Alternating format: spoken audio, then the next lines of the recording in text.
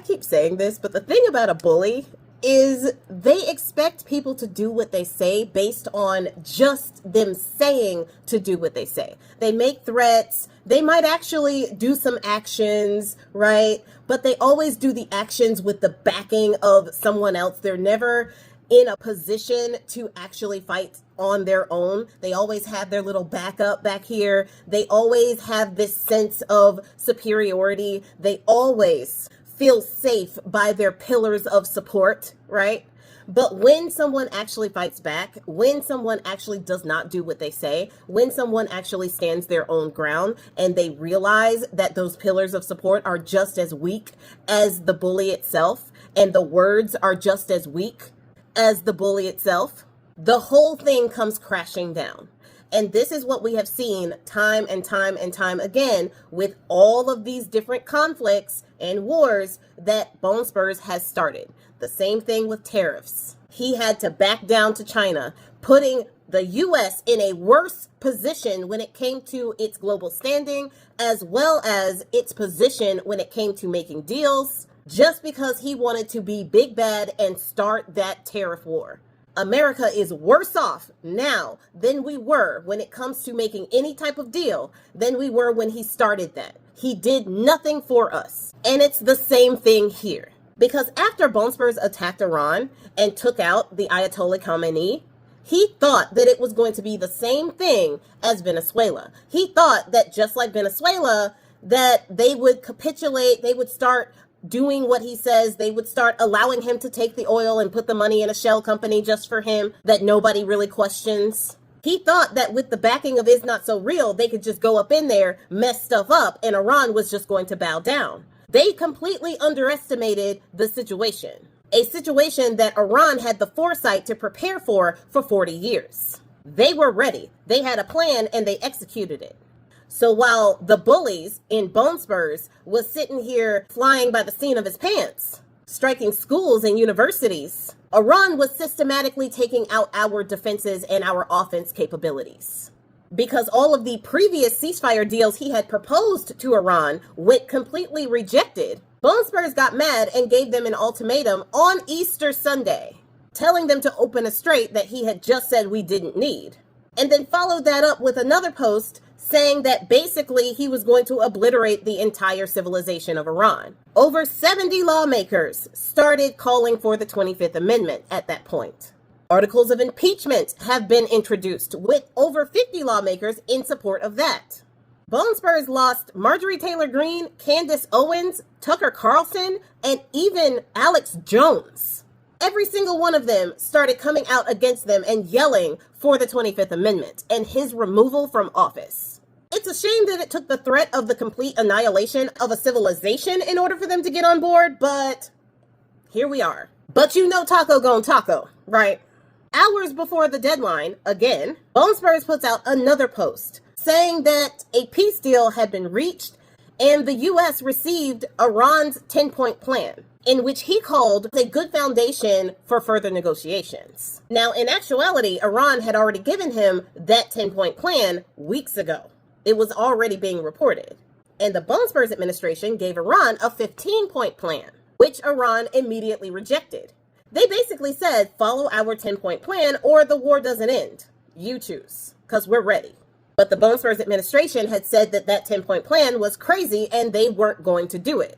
But after the whole debacle from yesterday and now calls for his impeachment and the 25th Amendment have been made by multiple people, the Bone Spurs administration ended up accepting the plan. And Bone Spurs himself said that the U.S. reviewed the 10-point plan and found almost all of them to be acceptable. And they would have a ceasefire for 2 weeks in order to confirm and consummate the agreement.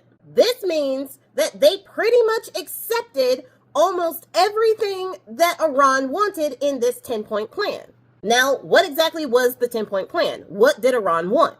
Well, of course, they wanted a commitment to non-aggression, a continuation of Iran's control of the Strait of Hormuz, the acceptance of uranium enrichment, meaning they will continue with their uranium enrichment unopposed, the lifting of all primary sanctions and secondary sanctions, the termination of all UN Security Council resolutions, the termination of all Board of Governors resolutions, the withdrawal of all U.S. combat forces from the region, payment of compensation to Iran, aka reparations, cessation of war on all fronts, including against Hezbollah in Lebanon.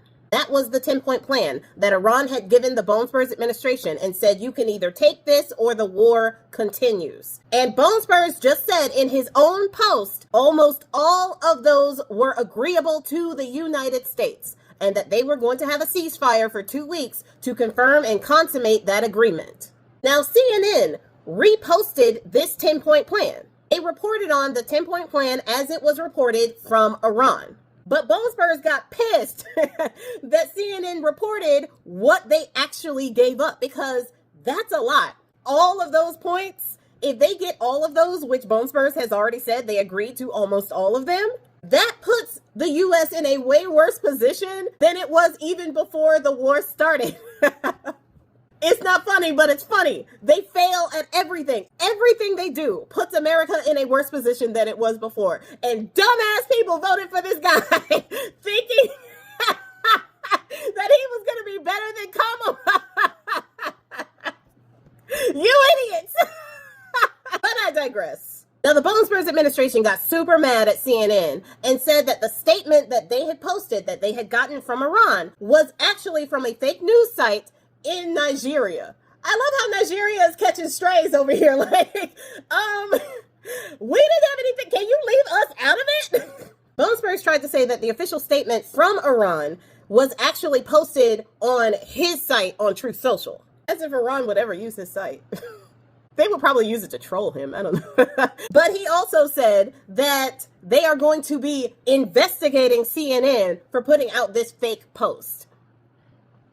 And then Brendan Carr, with his crooked ass, comes out saying the same thing, that they are going to start looking into and investigating CNN. Now, the thing about it is they're really pissed because CNN is not theirs yet.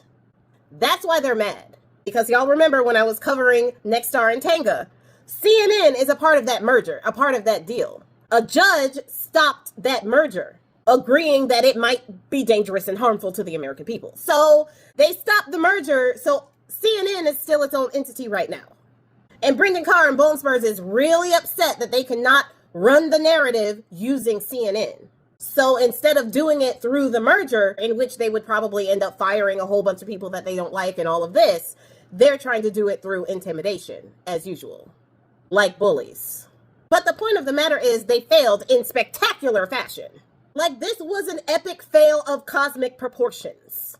They picked a fight with a country that was not bothering them and ended up coming out with 2 black eyes and a broken leg. Gonna be walking with a limp forever. And this is incredibly embarrassing to Bone Spurs, which is why he doesn't want anybody reporting on it. He mad because he's a freaking coward and a terrible business person and just a terrible person altogether. And he got called out in so many different ways. Every step of this entire mission was terrible and it looked bad on him. And now it has his own people turning against him, talking about the 25th Amendment and talking about impeachment. In an election year, where if they actually have an impeachment hearing, if they actually have a vote after everything that this guy has done, they're surely not going to be able to go to those town halls. You notice they stopped the town halls, right?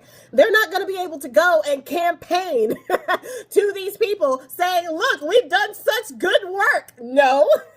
They're not going to be able to do that. So it's really putting the Republicans in a terrible spot because they can either vote to impeach him, in which his sycophants will be pissed, or they can vote to not impeach him, in which everybody else, including the independents they need, will be pissed. So they are not in a good position right now. This war did good for no one at all but Iran.